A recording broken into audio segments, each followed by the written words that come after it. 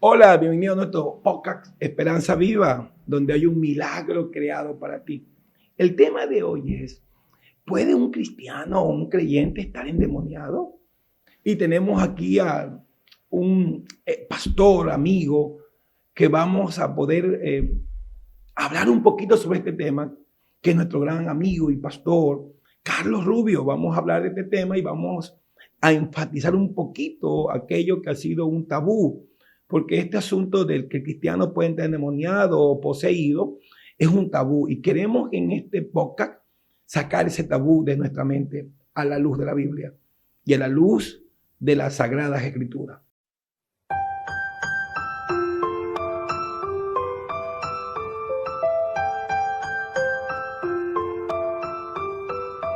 Cuando hablamos de que si un cristiano o un creyente puede ser poseído por demonios o influenciado, según la Biblia, un cristiano no puede ser poseído por demonios. Sin embargo, puede ser influenciado o oprimido por una de las posesiones demoníacas. Implicaría que un demonio tenga control directo y completo sobre los pensamientos y acciones de una persona en toda la área, en toda esa estructura. Esa influencia demoníaca que puede estar ahí molestando a ese creyente, en cambio, implicaría que un demonio atacará espiritualmente a una persona o excita a un comportamiento pecaminoso dentro de la influencia o dentro de la posesión. Los cristianos son habitados por el Espíritu Santo.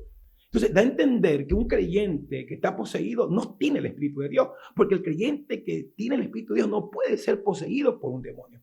Porque lo importante, un demonio puede poseer a una persona que ya está habitada y está viviendo el Espíritu de Dios en esa vida.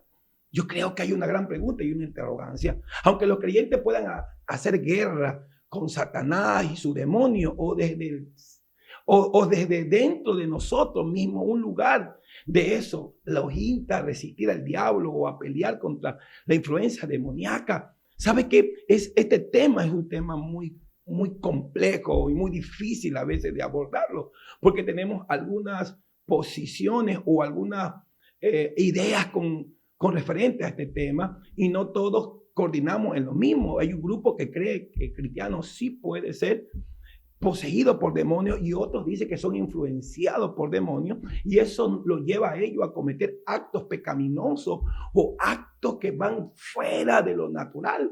Pero es interesante porque hoy queremos abordar este tema con bastante madurez y con mucho respeto a la audiencia y a los que nos escuchan y a la gente religiosa sobre aquellas influencias o posesión demoníaca. No se olvide, tenemos un invitado, un amigo, un hijo espiritual. Tenemos un invitado de lujo. Se llama Carlos Rubio. Le digo, se llama porque es un gran amigo, es un hijo espiritual, es un pastor que maneja el tema con bastante sabiduría y queremos abordar el tema con bastante temor y con bastante respeto a la audiencia. Hola, bienvenido, mi queridísimo Carlos. ¿Cómo ha pasado? ¿Cómo te ha ido? Bien, gracias a Dios, adelante. Un privilegio de poder estar aquí para poder abordar un tema bastante polémico, pero a la vez que va a ser de gran bendición para los que van a suscribirse y a estar escuchándonos en este conversatorio. Es un tema complicado, pero creo que hay que abordarlo porque parte también de la madurez, ¿no es cierto? Y tú sabes que el tema de esto de la influencia demoníaca o posesión demoníaca no es tan fácil. Pero a lo que venimos hoy para ver si podemos ir como interactuando, ¿no? Okay. Y interactuando y que la gente vaya aprendiendo de la palabra o de los sistemas que ya nos está rigiendo en este mundo.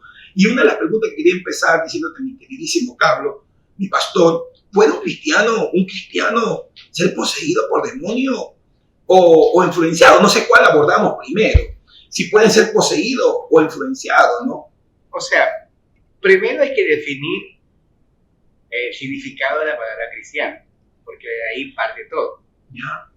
Según Hechos 11:26, recién en Antioquía, al grupo de creyentes de Jesucristo, que eran judíos y gentiles, porque la iglesia primitiva inicialmente fue judía, luego con el apóstol Pablo se abrió el camino a los gentiles. Y la palabra cristiano según el griego, es una especie de gentilicio, es decir, una forma de identificar a un grupo de personas que tienen unas características esenciales. Un grupo social también. Exacto. Como por ejemplo, lo que conocían de Platón, o los que seguían a Platón, eran los platonianos, o los herodianos, o los en general. Entonces, como este grupo de creyentes ya no eran parte del grupo de judíos o gentiles, sino que era una comunidad, entonces hay dos teorías: o que la gente de Antioquía les llamaron cristianos de una manera déspota, o ellos mismos comenzaron a identificarse como seguidores. Sería como un sobrenombre, como un asunto de poder identificar, son seguidores de Cristo, entonces se llaman cristianos, cualquier persona. Entonces, pero ¿qué era un cristiano o quién era un cristiano para ese tiempo? Era aquella persona que había reconocido a Cristo Jesús como el que había muerto en la cruz como expiación de pecados propios, personales, y que yo lo declaraba, confesaba con Dios como Señor. Entonces prácticamente, y el estilo de vida era totalmente apegado a las enseñanzas de Jesús, las cuales estaba en la Sagrada Escritura. Lamentablemente la palabra cristiano en la actualidad ha sido muy manoseada. Entonces, porque a raíz de las cruzadas, los cristianos eran los que seguían una fe religiosa, y los que no eran cristianos eran llamados moros. O herejes. Entonces, prácticamente ahorita cualquiera puede decirse, no, yo soy cristiano. Pero ¿qué sucede? Hasta el año 313, Roma persiguió a los cristianos. Pero a través del edicto de Milán, creado por Constantino, la fe cristiana o el cristianismo salió de las catacumbas y comenzó un movimiento totalmente diferente a cómo había nacido la iglesia. Porque recordemos que Constantino no era un emperador cristiano, era un emperador pagano que le gustaba el cristianismo. Dice la historia dice que él tuvo un sueño. Exacto. ¿No es cierto? Creo que él vio la cruz, de ahí nacen las cruces, las grandes cruzadas. Correcto. Es todo un proceso histórico, ¿no? Exacto. Entonces, ¿qué es lo que pasa? Fue ley obligatoria en el tiempo de Constantino de que todos tenían que volverse al cristianismo. No podía haber una o dos, tres movimientos religiosos, pensamientos religiosos. Entonces ahí cualquiera se hacía cristiano. Entonces, definamos eso. La palabra cristiano o creyente en Jesucristo es aquella persona que ha reconocido sus pecados, que ha reconocido que Cristo Jesús murió en la cruz del Calvario, lo ha hecho Señor y Salvador y sigue las enseñanzas estrictas de la palabra. Bien, entonces partimos de que no todos entonces son cristianos. Correcto. Porque los que no siguen el modelo de Cristo, lo que yo quiero entender un poquito en este podcast, no siguen el modelo de Cristo, entonces ellos no son cristianos. Exacto, porque al momento de que una persona reconoce a Cristo como Señor, el Espíritu Santo lo sella. Y quiere decir que llega a ser habitación del Espíritu Santo. Por lo tanto, ahora recordemos algo. Las personas están bajo el poder del maligno, dicen las Escrituras. Entonces quiere decir que todos o pertenecemos al reino de la luz o al reino de las tinieblas. Si partimos de la palabra cristiano, que ya tú lo hablaste muy acertadamente, me costó mucho sobre la historia de Constantino, 313, 315 también, algo así, en esa época. Entonces, ¿de dónde tenemos que abordar? Entonces, yo entiendo un poquito que hay que abordar el nuevo nacimiento, entonces. Exactamente. Entonces, allá tú quieres ir con el tema. Exacto. Entonces, queremos ir quitando la palabra cristiano, como mistificando el nombre cristiano y volver a un nuevo nacimiento. Porque yo lo que estoy entendiendo, que me quieres abordar ahora en el tema, es que hay que ir al nuevo nacimiento. Porque para que yo sea cristiano, tengo que haber nacido de nuevo a través del arrepentimiento y a través de esa kenosis, que es que Cristo se va a hacer en mi vida para yo volver a nacer, como pasó con Nicodemo, creo. Exacto. El que no nace de nuevo no puede ver el reino de los cielos. Así creo que es. Correcto. Al igual como Cornelio, cuando al escuchar a Pedro, él se convirtió.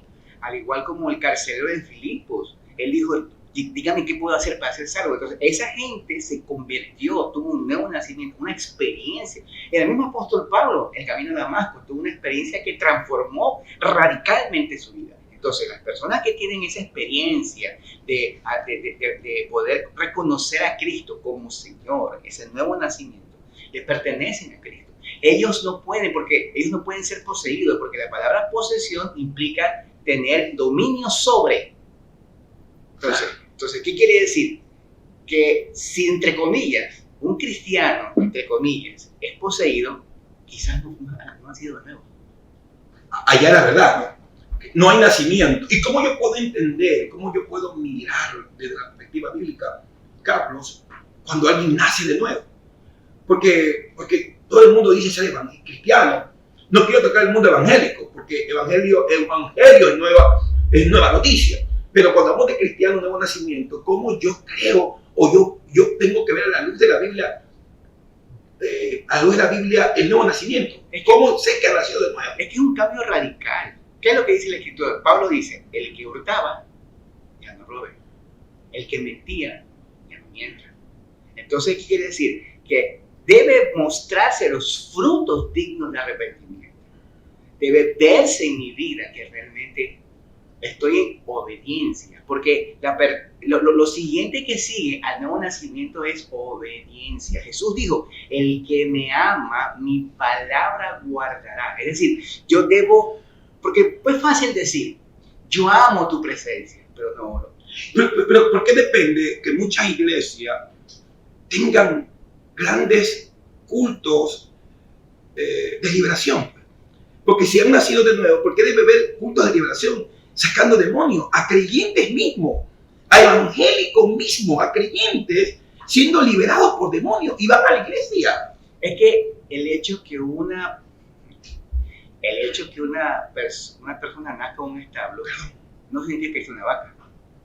Claro. Porque una persona puede haber asistido 20 años a la iglesia, pero nunca haber nacido de nuevo. Puede estar convencido no haberse convertido. Es muy sencillo. Pero ¿cómo yo puedo distinguir a ese nuevo nacido? Su manera de pensar. ¿Qué dice la Escritura? Que como es el pensamiento del hombre, así actúa el hombre. Si el Señor comienza a ser el Señor de mis pensamientos, va a ser el Señor de mis palabras y el Señor de mis acciones. Hay un cambio radical. Yo sé que es un proceso, pero es una transformación de tal manera que yo quiero obedecer, hacer la voluntad de Dios. Entonces, lamentablemente, en muchas congregaciones no hay ese filtro de quién es o quién no es. Puede inclusive haber brujos en medio de las congregaciones llamándose cristianos. El mismo Simón el mago supuestamente se convirtió, dice la Escritura, ya se convirtió, se bautizó. Y cuando vio que los apóstoles ponían la mano sobre los hermanos y recibían el Espíritu Santo, él vino con unas monedas, decirle, denme también ese poder para que cuando yo ponga la mano. Supuestamente se había convertido, se había bautizado, pero no era convertido. Era solamente una especie de show. Era un show. Porque cuando viene, quiero que me den ese poder para que cuando yo también ponga la mano, la gente reciba el Espíritu Santo. Y el apóstol Pedro dijo, oye, ¿qué te pasó? Pero, entonces, Carlos, ¿dónde radica el problema? Porque si tú dices, y yo también estoy muy convencido de eso por la palabra, que cristiano, entonces, el cristiano, ¿por qué hay tantos moveres de liberación y tanta gente endemoniada o tanta gente poseída? Como sea, ¿no es cierto? Ya partimos de que no hay gente endemoniada, pero sí hay gente influenciada. Ahí viene el detalle también. Yo debo, como creyente, comenzar a ir filtrando lo que veo, con quién yo converso, qué es lo que yo hago. Porque, ojo, siempre el apóstol Pablo dice en Romanos 7, 21, dice, así que queriendo yo hacer el mal, hallo esta ley, que el mal está en mí. Tenemos que entender que hay dos naturalezas. En el creyente hay dos naturalezas. La divina, cuando hemos creído en Jesucristo, pero está dentro de nosotros. Y es ahí el detalle. Si nosotros no hemos hecho de la palabra nuestra esencia, podemos dejar puertas abiertas. Y a pesar de que haber nacido de nuevo, pero no obedecer, de un nuevo nacimiento, yo entiendo desde mi perspectiva, puedo yo tener, y tú ayúdame con esto, cuando tú naces de nuevo, tú estás sujeto a la obediencia. claro, Pero si alguien nació y no tiene obediencia, entonces da a entender que no nació nunca. así es.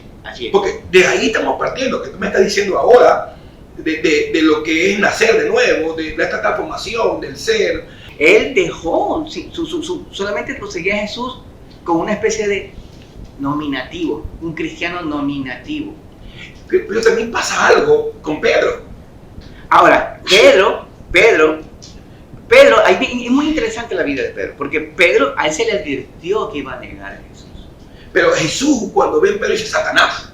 Es que claro, lo que pasa es que en ese momento Satanás no estaba en Pedro, le estaba diciendo, oye, dile a tu maestro que no haga eso. Y fue como cuando Adán y Eva, la serpiente no se le metió a Eva, le habló internamente. Entonces en Pedro había una influencia, no posesión. Exacto. En cambio en Judas había una influencia o una posesión. ¿Qué es lo que había? Exacto. Una posesión. Una posesión, porque Satanás entró. Pero recuerda que los dos eran apóstoles. Sí, pero la cuestión es que el Espíritu Santo aún no había, porque cuando recién Jesús resucita y se presenta en medio de los 12, dice, reciban el Espíritu Santo, reciban el sello, porque al momento de que Jesús resucita, les dice, reciban el Espíritu Santo. No que reciban poder, sean sellados por el Espíritu Santo. Interesante eso, ¿no? Es interesante, Sí. Poderoso ese tema. No, Jesús sopló y ahí reciban el Espíritu Santo. Vida. Reciba vida. Es decir, ahora ya de aquí en adelante ustedes ya no van a manejarse por sí mismos, porque Romanos 8:14 dice, es interesante que Juan 1:12, y la mayoría se queda con Juan 1:12, el 11, a los suyos vino y los suyos no le recibieron, el 12, pero a los que le recibieron, a los que creen en su nombre, les ha dado potestad de ser hechos hijos de Dios. Y me quedo con eso, con Juan 1:12, pero Romanos 8:14 dice, y los que son guiados. La palabra guiado en griego son gobernados. Y dice, esos son hijos. Estos son hijos. Hijos de Dios. No, es que yo ya recibí a Cristo. Ok, ¿y qué más? No, nada más. ¿Cómo que nada más? El funcionario de Candace era un prosélito judío. Él había venido a la fiesta de la Pascua. No era creyente, era un prosélito judío. Y él tenía el libro de Isaías, el rollo de Isaías leyendo. Y él mientras regresa, él comienza a leer y el Espíritu Santo le dijo a Felipe, acércate al carro y escucha. Tú dijiste algo que es interesante hoy de Romano. O sea, sobre la importancia del Espíritu Santo. La importancia del Espíritu Santo. Eso me pareció interesante porque cuando alguien tiene el derramamiento del Espíritu Santo en su vida, ellos reconocen que son hijos de Dios. Exacto. Ellos reconocen que tienen paternidad, tienen padre. Ahora, no deja de decir, nosotros tenemos 3 enemigos. Todo creyente tiene 3 enemigos. Al diablo, a la cual dice Santiago que hay que resistirlo. El mundo y lo que nos rodea, a lo cual implica que no debemos amar al mundo. Pero también está nuestra naturaleza y es ahí donde el enemigo muchas veces actúa para influenciarnos. Por ejemplo, imaginémonos, una persona ya ha sido fortalecida en Dios y resiste al diablo. Cualquier cosa que el diablo le pone, no le importa. La tecnología está trabajando muchas veces uno en Facebook y le salen fotos y videos así de mujeres, cosas por el estilo. Ya no importa. Pero está fuerte, está bonito, está precioso. Pero llega a su casa y pelea con sus mujeres, pelea con los hijos, pelea con la suegra, pelea con el perro, pelea con el perico, pelea con todo el mundo. Y ahí entonces dice, y la naturaleza vieja, dice, comienza las palabrotas, las estas, aquello, y ahí entonces dejó que su naturaleza le gobernara, pero no es que Satanás lo gobernó. Pero ahí no es más de carácter Claro, pero es que viene el detalle. Porque hay que entender que hay cosas que son caracteres. Es que todo interviene. El posesionar a un verdadero creyente, Satanás no puede. Pero sí puede tocarlo, pero tiene que pedir permiso. A Job, para poder hacer todo lo que le hizo, le pidió permiso a Dios. A Pedro. Pero tú crees que ahora, a estas alturas, el diablo tiene ese poder de pedir permiso si estamos en Cristo Jesús. Fue anulado toda acta de decreto. Claro, pero él sí va a hacer lo posible y lo imposible. Y Dios no le va a permitir decirle, oye, ¿sabes qué? Dale a mi Carlos. No puede porque ya en Cristo Jesús ya el acta no tiene derecho legal. Hay un detallito. Dice la Escritura en el libro de Salmos que él me rodea como un escudo, me favor. Y la única manera en que yo puedo seguir teniendo el escudo es haciendo las 4 cosas básicas de un verdadero creyente. Orar, leer y estudiar la palabra. Nos quedamos muchas veces con el orar. Hablamos con Dios, pues no quejamos que Dios nos hable. Tenemos que estudiar y leer las Escrituras para que Dios nos hable. Yo sé que Dios puede utilizar a muchas personas, pero la esencia de la voz de Dios está en la palabra. Claro. Tercero, debo congregarme. Hay muchos creyentes que dicen, no, yo me congrego en mi casa. Entonces quiere decir que no son obedientes, no han nacido de nuevo. El que no se congrega no ha nacido de nuevo, perdóneme. El que no lee la palabra, el que no la estudia, no ha nacido de nuevo. El que le cuesta orar, no ha nacido de nuevo. Una cosa es la carne que nos dice, ay, no quiero orar, no quiero leer la palabra. Pero dentro de mí está la esencia de Dios que me dice. Entonces para tú tener, como tú decías, el nuevo nacimiento, hay ya parámetros, ¿sí?, que la Biblia establece, ¿no? Parámetros que son claros. Como tú decías, el congregarse es un parámetro, no dejando de congregarse, ¿cierto? El leer la Biblia la palabra de Dios me santifica también.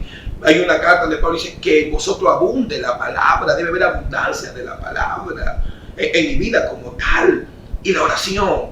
Y yo le añado algo que me gustaba, adorar a Dios. Es que viene el detalle. Cuando yo adoro a Dios, le conozco. Levantar las manos y cantar una canción no es adorar a Dios. Porque eso lo puede hacer un perico. Duro eso, ¿no? Yo he visto pericos cantando la alabanza a Dios. Y no puede eso, no, un perico cristiano, ¿no? O sea, yo sé, Carlitos, aquí, porque el tema es muy rico, este tema.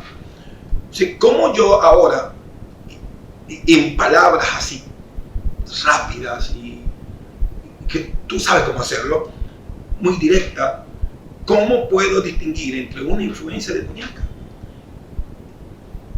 y una posesión demoníaca? Una posesión demoníaca implica el control total, porque me gobierna algo. Y una influencia no es que me gobierna, sino que me impulsa a hacerlo, pero yo decido. Es como, por ejemplo, es como una persona poseída, es como un títere, que no tiene poder sobre sí mismo. Yo es posible, pertenezco al maligno si no soy de Cristo. Entonces, si un creyente no es cristiano, es un cristino. Es un cristino. Por eso que también cuando, y aquí viene un detalle bastante específico, todo aquel que inclusive reemplaza la palabra por las fábulas, no ha nacido de nuevo. Hoy hay tantos movimientos que me imagino que en algún momento vamos a tratar, movimientos de metafísica, transformación cuántica y tanta bobería que ahorita hay, el pensamiento positivo, la ley de la atracción, todo eso son nuevas eras que se han influenciado, han ingresado muy sutilmente. ¿Y qué dice la Escritura? Dice, y dejarán la verdad y se irán por las fábulas. Tú me contabas anteriormente que tú más joven tuviste mucha influencia sobre aquello, ¿no? Es que, lamentablemente, a mí me ha gustado siempre el mundo espiritual. Yo cuando era más pequeño, yo asistía a una iglesia cristiana porque mi padre hacía expreso. Y me gustó siempre. Cuando yo estuve en la religión tradicional, yo era devoto de ir a confesar mis pecados ante el sacerdote porque era lo que yo creía. Y Y yo me sentía bien porque yo lloraba donde antes él, ayúdame por favor, mire que he hecho esto. Y el sacerdote pues no sabía qué hacer. Usted sabe que vaya a rezar 3 Ave María. Bueno, y eso es la forma que realmente uno ha aprendido. Era su contexto, ¿no? Claro, tampoco podemos histórico, tradicional, abusarlo ni señalarlo. Es lo que a mí me enseñaron. Y luego estaba el tomar la hostia.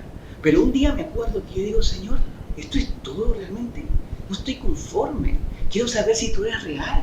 Y le dije al Cristo, al estatua, le dije, dime si eres real, contéstame. Yo me hubiera asustado si me hubiera dicho, yo te digo, me hubiera asustado, me hubiera salido corriendo.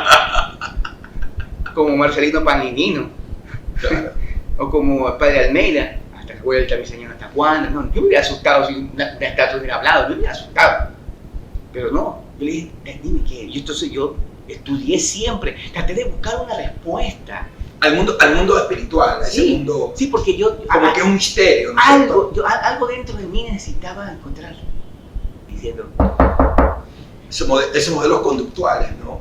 Pero cuando tú estás hablando hoy de todos estos movimientos que también nos hacen alejar de la palabra de Dios, nos hacen claudicar también a veces de la palabra de Dios y también de nuestra fe. Tú decías que eso también destruye a la persona como tal. Claro, porque le engañan.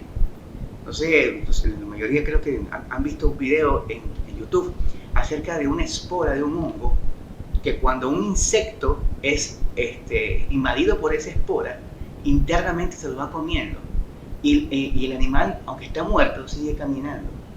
Eso mismo pasa con estos movimientos. Me mata mi esencia, me destruye por completo la perspectiva de que hay un Dios. Mi Dios es el Dios de Spinoza, no mi Dios. Cuando a Einstein le preguntaron, ¿usted cree en Dios? Él era de la descendencia judía. Él podía haber dicho sí. Y él dijo sí. Y le preguntaron, ¿en cuál Dios? En el Dios de Spinoza. El Dios de Spinoza es un Dios etéreo, que no se preocupa por mi vida, que inclusive no busca, dice el Dios de Spinoza, del filósofo Spinoza, del francés, dice, ese Dios no quiere que lo adores, no quiere verte metido en la iglesia, no quiere que le des nada a Dios, Él no te exige y tampoco te da. Entonces, ¿qué clase de Dios es ese? Ese no es el Dios de la Biblia. Entonces, estos movimientos me enseñan a ese Dios, donde el Dios llega a ser el ego, y no ser yo. Es tremendo el tema, ¿no? Porque hablar de posesión demoníaca y entrar en este campo de estos movimientos que están también fuera de los movimientos religiosos, pero también tenemos movimientos que están dentro de la fe religiosa, de los que somos cristianos, que también crean una atmósfera extraña y un fuego extraño, porque yo creo también, Carlos, que es la ausencia de la palabra, la ausencia de la verdadera palabra, de la verdadera escritura de Dios en la vida del ser humano, porque hay modelos conductuales. A nosotros nos gusta seguir lo extraño, nos gusta seguir modelos extraños cuando tenemos una esencia, está una vida en la palabra. Y aquí viene el detalle: el que come palabra, el que come comida, no come cuento. Cuando yo estoy cimentado en la escritura, sabiendo realmente en quién he creído, puede venir un ángel a decirme cualquier barrabasada y no lo voy a creer. Entonces, estos movimientos suman a crear esta confusión dentro de la iglesia como posesión o influencia. Claro, porque en ocasiones, como no son creyentes y están buscando todos estos movimientos, le abren una puerta al mundo espiritual negativo, porque sí, es negativo.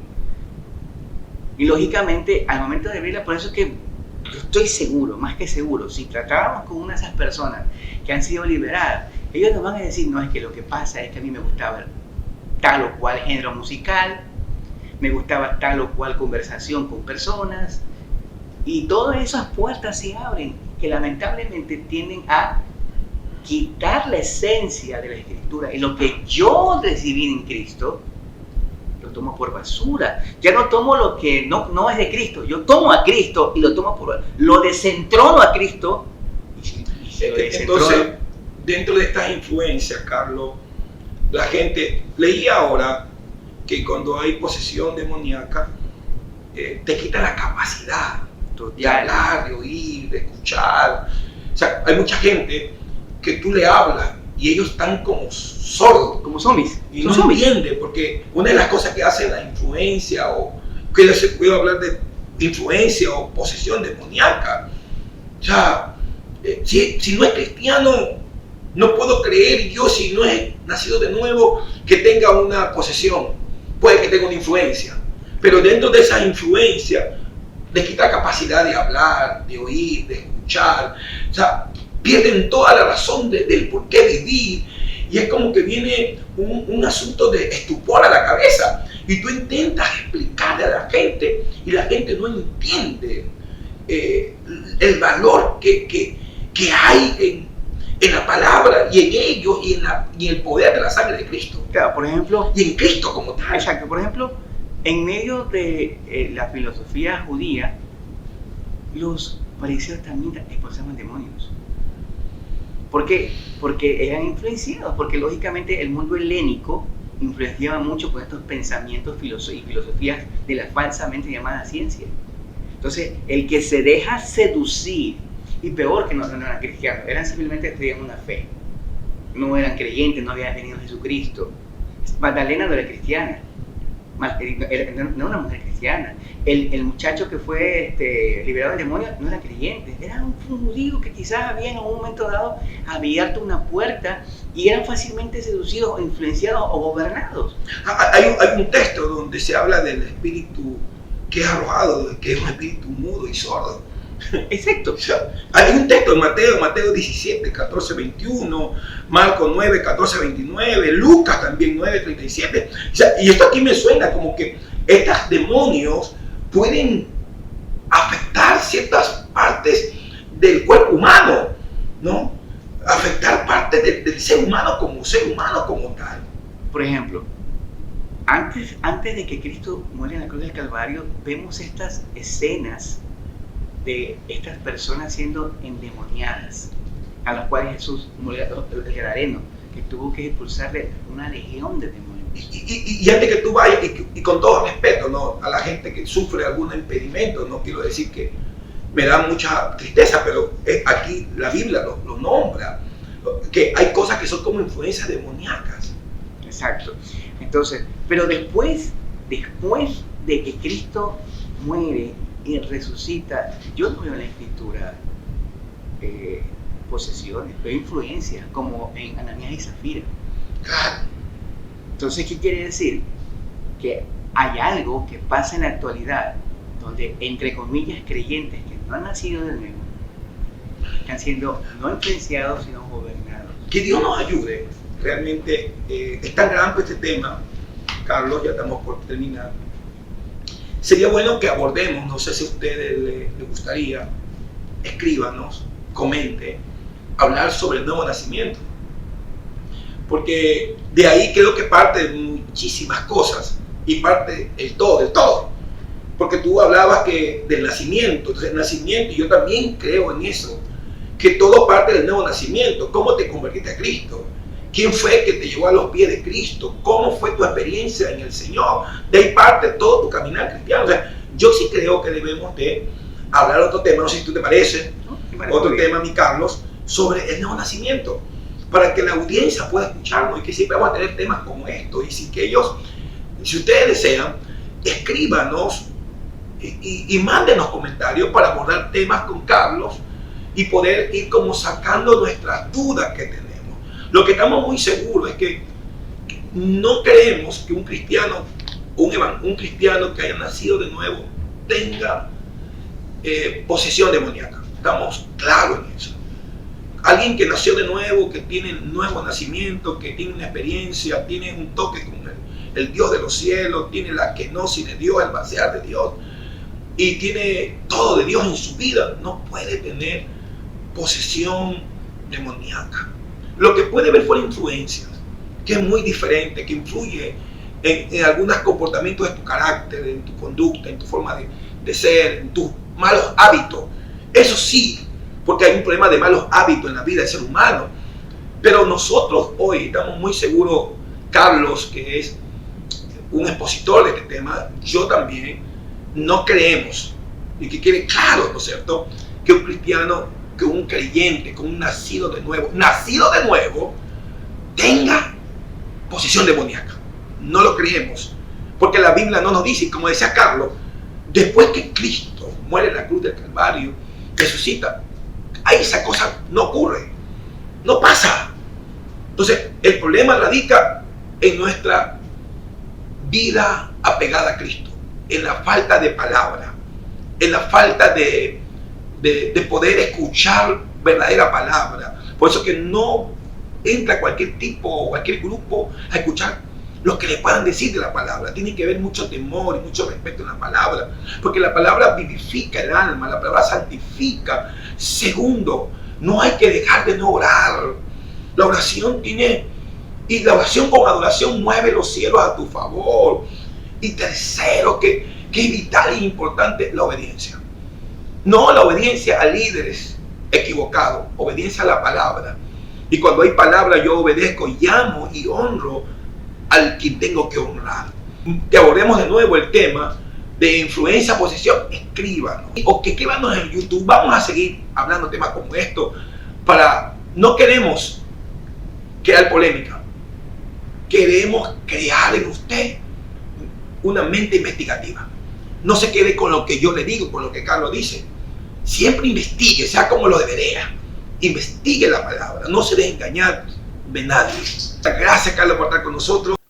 Algunos teólogos o estudiosos de la palabra utilizan el término demonización para referirse a un demonio que tiene control sobre un cristiano. Sin embargo, esto no cambia el hecho de que un demonio no puede habitar en base a la escritura bíblica o tomar el control completo de un cristiano o de un creyente, porque ahí habita Dios, habita el Espíritu Santo. La influencia y la opresión demoníaca son realidades para los cristianos, pero no es bíblico decir que un cristiano puede ser poseído por un demonio. No puede, no es bíblico, o demonizado por un demonio, o teniendo el control de la vida de esa persona.